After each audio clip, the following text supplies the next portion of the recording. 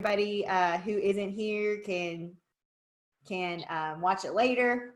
Did you post the Wednesday one yet? Thank you so much for reminding me. I did not.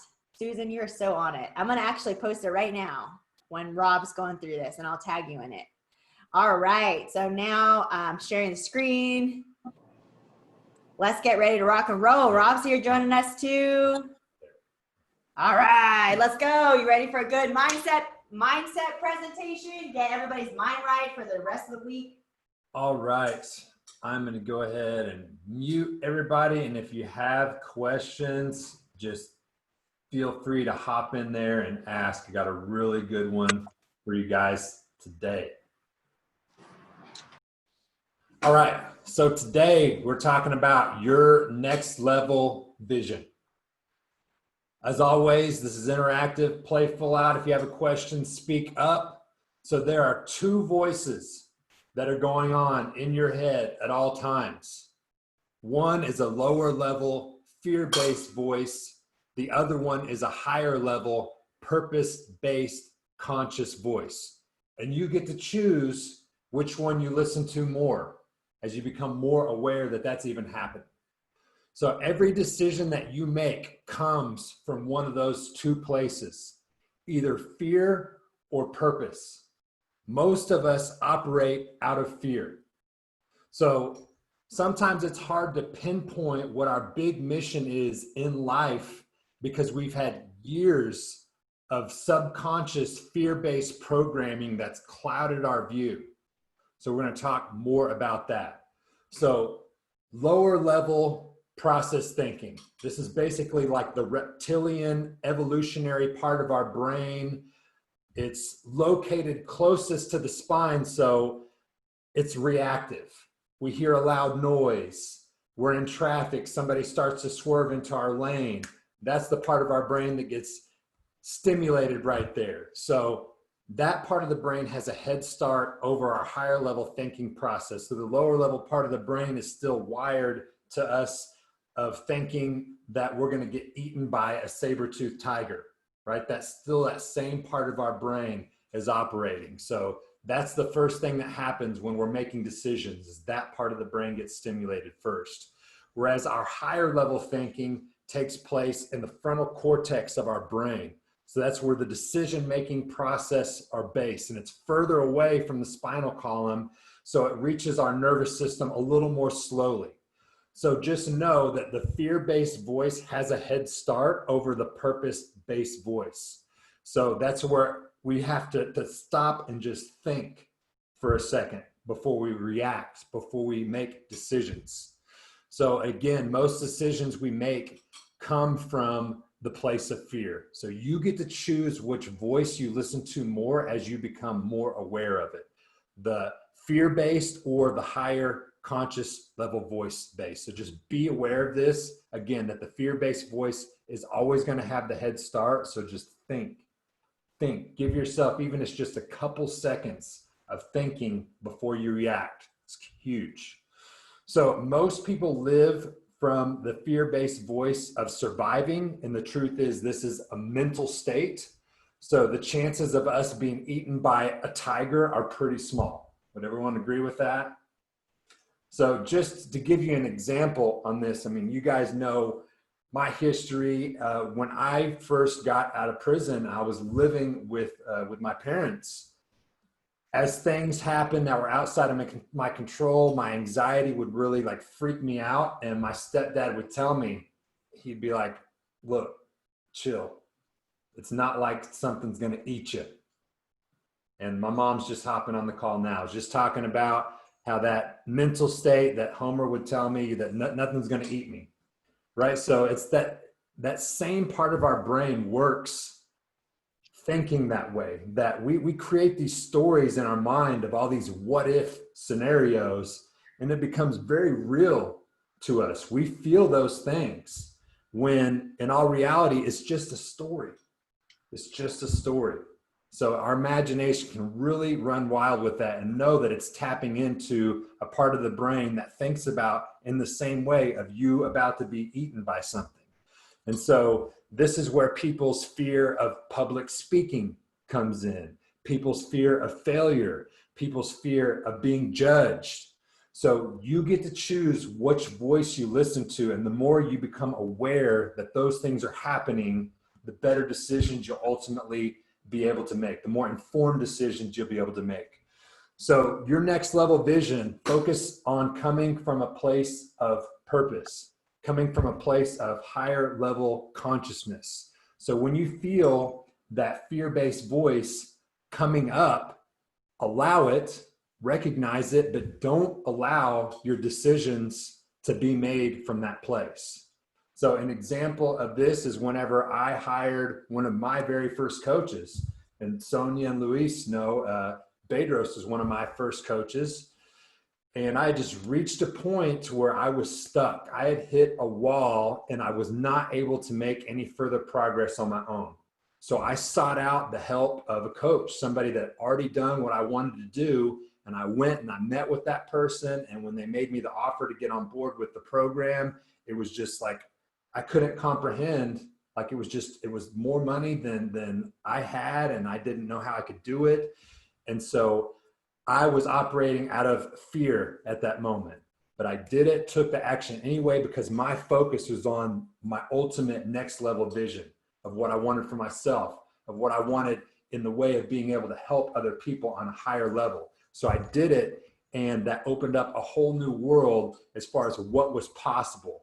Because when we are able to take enough focus to be able to act in a way from that higher purpose, sometimes it's scary, and sometimes we have to step through the fear in doing that, but that's where you're able to really level up.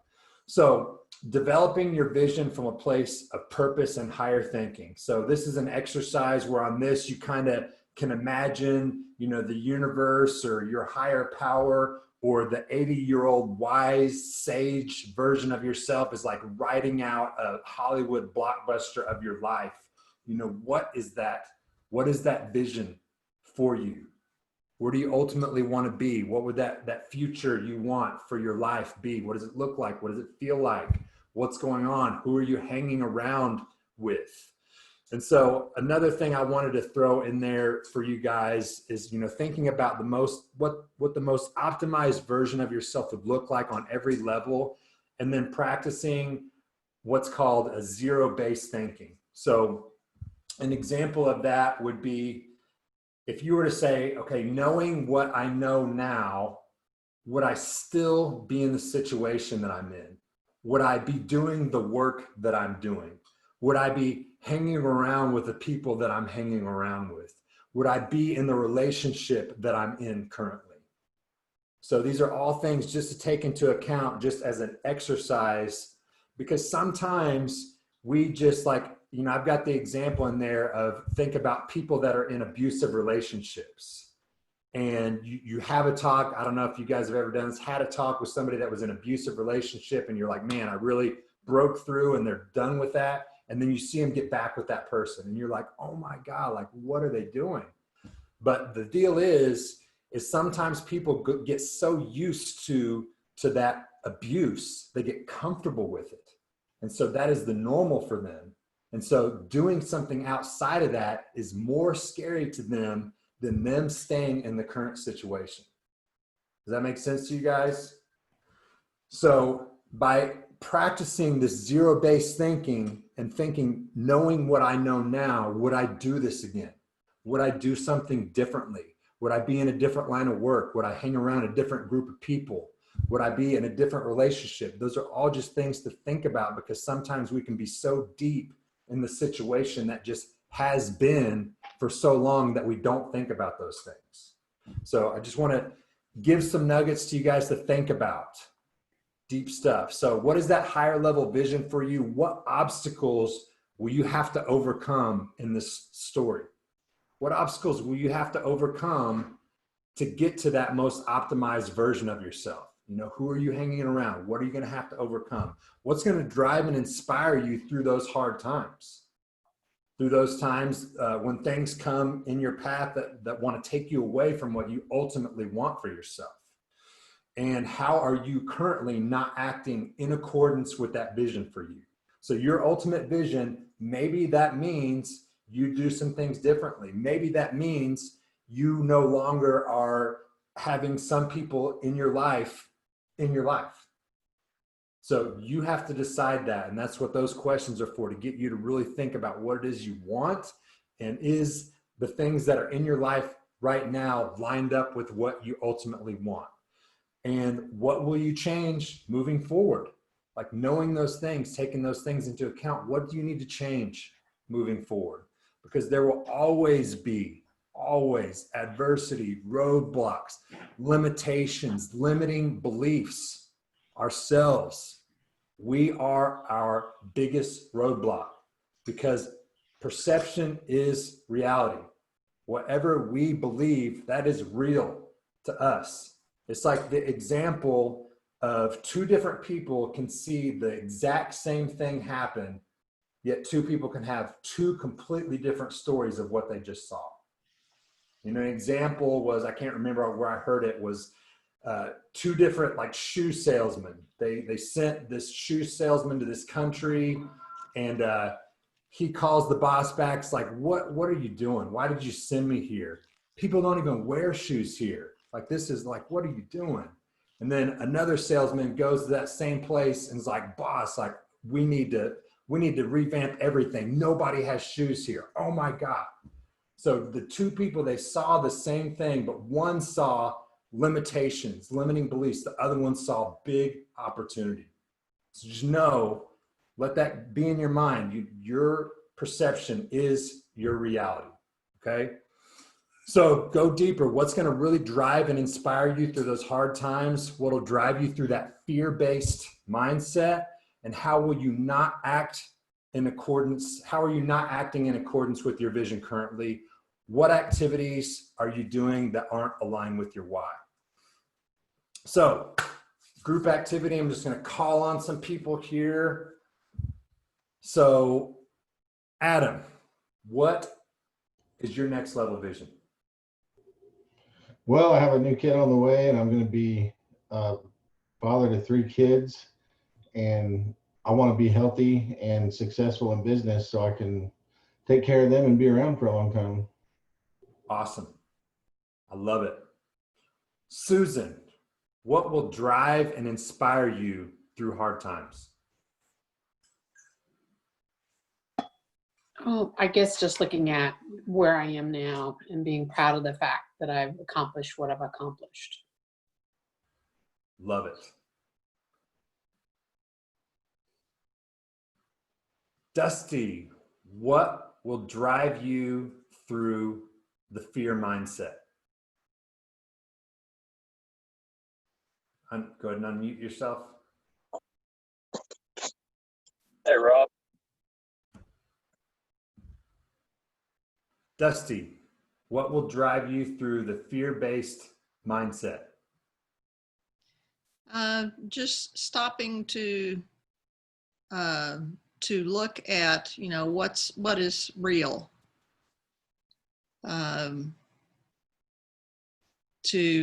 To really say, you know, is this valid? As you were saying about they're only stories. You know, is it real? To stop and say, is it real? And if it is real, then to work around or through it, or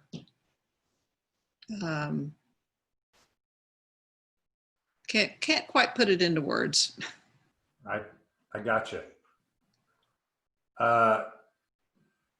Chris Thacker, what is going to inspire you through hard times? Go ahead and just unmute yourself. Just knowing the better person I'm going to become. Awesome.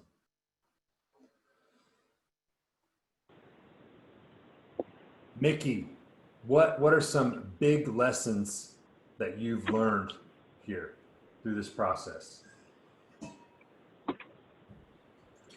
Go ahead and unmute yourself. Say that again. What are some lessons you've learned through this?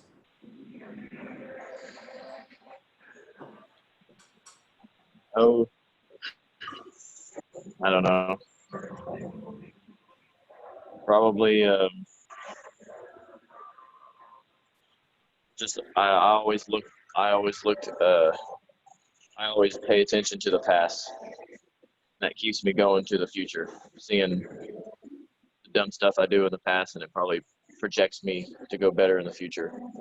That's how I look at stuff. Probably not the right thing, but I look at past things and it makes me do better future things in life. Got it. Diana, Okay. what's going to drive and inspire you through hard times?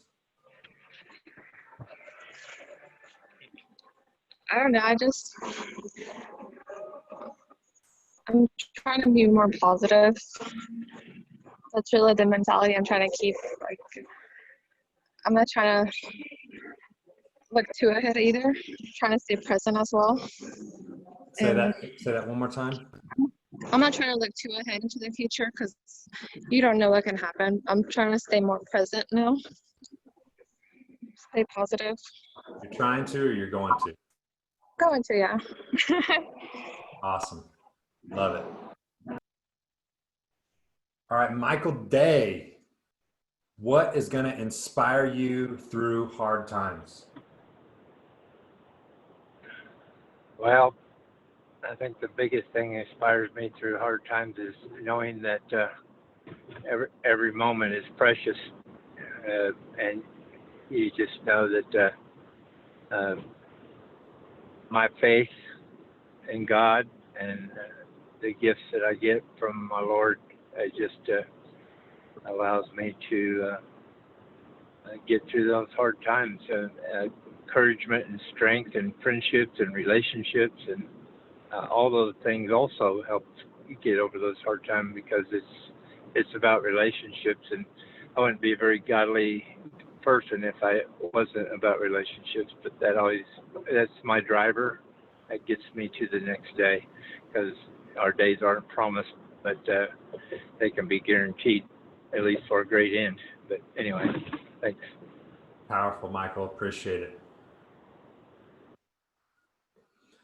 Chris Groupie, what is going to inspire you through hard times? Well, I guess all this stuff I've learned from you is like creating a solid foundation for me. So I'll always know I can go back to that foundation to continue to build on. Awesome. Love it. Jamie, what is going to drive and inspire you through hard times?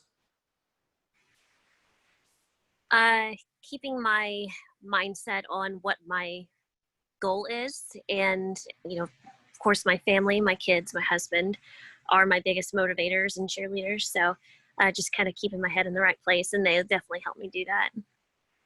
Awesome. Love it. Sonia, what is going to inspire you through hard times? I think always, family, my young daughter, I just want to make sure that I'm, live long and healthy, and I'm here for her. And I think the biggest thing right now, because it's the state of what's happening, is where my business is going. I don't know, with the way everything is right now. So I feel like more than ever, if I do have to do more online type of things, then I really feel driven hard to be an inspiration for my clients more so right now. So if I can't be physically with them, so yeah, I think those are my big ones. And what's a big nugget? What's a big lesson you've learned here?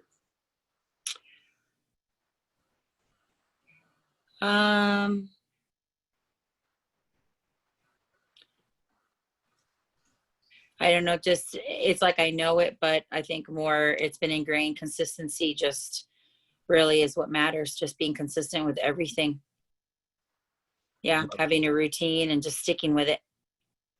Love it. Awesome. Let's see. Autumn, what you got?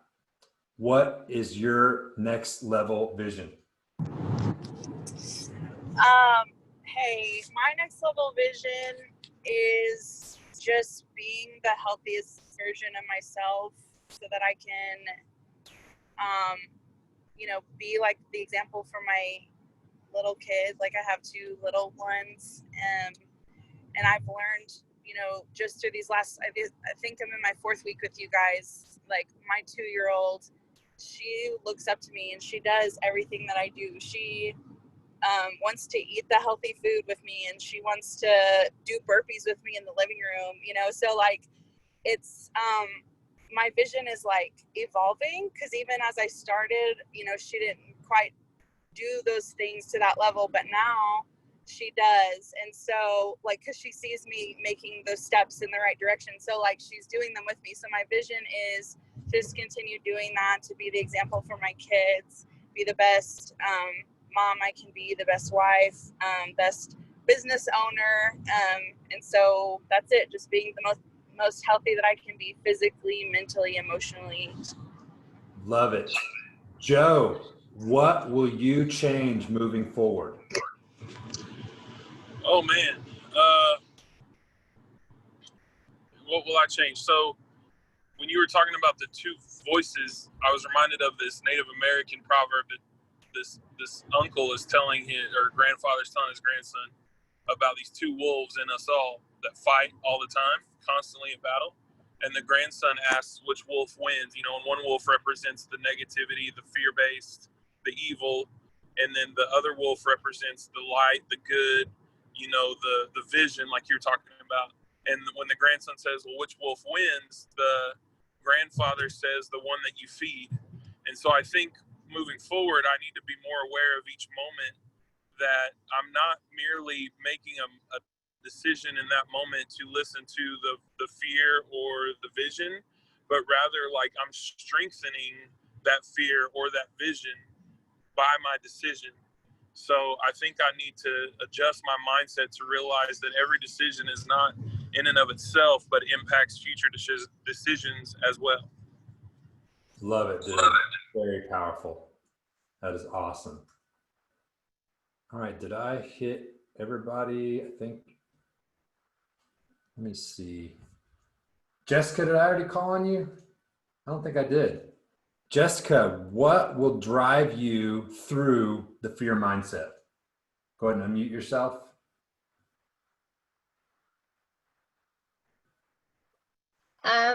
So for me, it's my kids. I am post-divorce a couple years, and a friend of mine a little while back was asking me about if I was dating, and I made a comment that, the guys that I would date are one level, but the people that I would accept for my kids are out of that league. And then it kind of just occurred to me, if I'm not willing to accept a lower level from someone else for my kids, why am I willing to accept a lower level from myself for my kids? So, that's really, in my head, I was just putting myself on the back burner and putting them first. And really, I'm accepting something less of myself for them as well. So what are you going to change moving forward? Just expecting, understanding that I've got to take care of me too, and that is something that trickles down to my kids as well. Very good. Very good. You're doing awesome, and you've taken a massive first step. Proud of you. All right. We are going to cap it off. We're going to go through some affirmations together, and then I'm going to open it up to some Q&A. So go ahead and everybody unmute yourself. Here we go. We ready? I want some freaking energy too. I want some energy from you guys. I'm lovable. I'm valuable. I'm enough. I'm lovable. I'm lovable. I'm valuable. I'm enough. I have all the tools and drive needed to achieve my goals. I have all I have all the Right. tools that created my goal. I'm a winner. I look like a winner. I succeed like a winner. I'm I'm a a winner. I look like a winner. I succeed like a winner. I'm sharp. I'm enthusiastic. I'm an expert. I'm sharp, enthusiastic, I'm an expert. I'm an expert. I'm the best in my country. I'm the best in my industry. I'm the best in the world. I'm the best in my country. Best in my industry. My industry, I'm the best in the world. I'm the best. I'm the I'm best. the best. I'm the best. I'm the best. I'm the best. I'm the best. I'm the I'm best. the best. Love it. That's the best one yet. All right. Opening it for Q&A. Guys, hit me up with whatever. Let's rock it. Anyone have any questions? I got one, Rob. Yep. So, like last week and tonight, we're going over to my in-laws for dinner. So I'm not going to take my scale with me, but would I just kind of guesstimate what I had? Dude, you take the scale and you just clear everything out and like you guys hold up. Let me see that and just weigh out each thing one at a time. Now, so what I would do, Adam, a couple ideas is one, you could eat something before you go, have a big shake. So that way you don't get there and you're freaking hangry and then they bust out all this stuff and then you're trying to make good decisions. Yeah. Right? So that's one option. Make sure you're well hydrated, have something before you go, and then already have a plan of what you want to eat when you get there, as well as you could bring something there. So bring something with you that you know you can eat and like, oh, you don't want it? Okay, cool. I'll just have it. And so you can just bring the thing, eat the thing that you brought. Yeah. That's a good idea. That is an option. Does that help answer your question? Anybody else that has found some good strategies in this situation can feel free to jump in here as well. Sometimes on hors d'oeuvres and that kind of thing, I'll use the illustration of chips and dip. Is that you take a certain, instead of just continually reaching in to take a bite here and there, is that you do serve yourself a plate of chips or whatever, and that's it. That's your serving. And then you can just nurse that along. One of the things I do is I'll break a corn chip into several pieces and just eat that and just savor each little piece along the way. And so it takes longer. And so you get you really stop and enjoy the flavor of whatever it is. I'm just using chips as an example. But just to really mindfully eat that instead of just eating it as you converse and that kind of thing. And I think that helps a little bit to slow you down too. Okay. Does that help, Adam? Yeah, that does. I appreciate it. Awesome. Anybody else have any questions?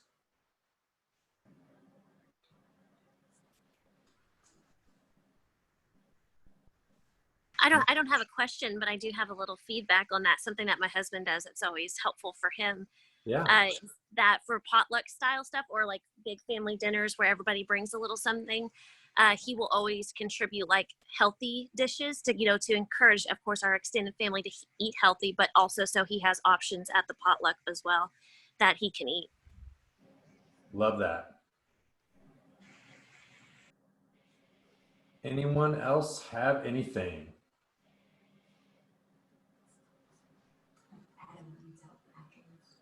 Awesome. Susan, One you have idea that I do is if I don't take stuff, I seem deprived. So I take what I want, but I take smaller amounts. So it's portion control. So if they have corn or whatever, I take a little bit so I can have a couple of bites of it. And then usually people don't say anything about, hey, you didn't get my whatever they brought. But you just eat a little bit of everything and then you don't go back for seconds. Awesome.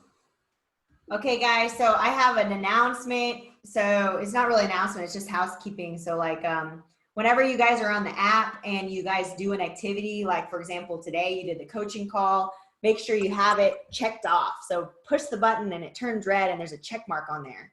So whenever you guys pull up the app, it makes me know that you guys went there. So then it's easier for me to do like attendance for stuff and helps you guys, holds you guys accountable. Like for example, at the end of the day, sends you a reminder, hey, update your food log. So then after you're done with your food log, you go and you click their circle button and then it should turn red. And then I get notified that you guys did it. Sound good, guys? So start checking off the things that you did. So I should be sending you guys like for example, half your body weight in ounces of water. You should be drinking that every day. Everybody here has that goal in theirs. So as soon as you're done with it, you check that. So I can record that. I know that you guys did it. Sound cool? And it makes me see that and know that you guys are doing it. All right, sound good? So if you guys don't have anything else, Adam, if you want to stay on for a second, then we're just going to review, do extra accountability for you. Everybody else, have a freaking awesome weekend. This is going to be awesome. Get ready, get mentally prepared for another awesome week. Everybody here is crushing it. Focus on your goals. Stay strong. You guys got it. Everybody here is a high-level performer, and you guys are just absolutely crushing it. Wins all around. We'll have the recording of this in the group later. Bye, guys. See ya.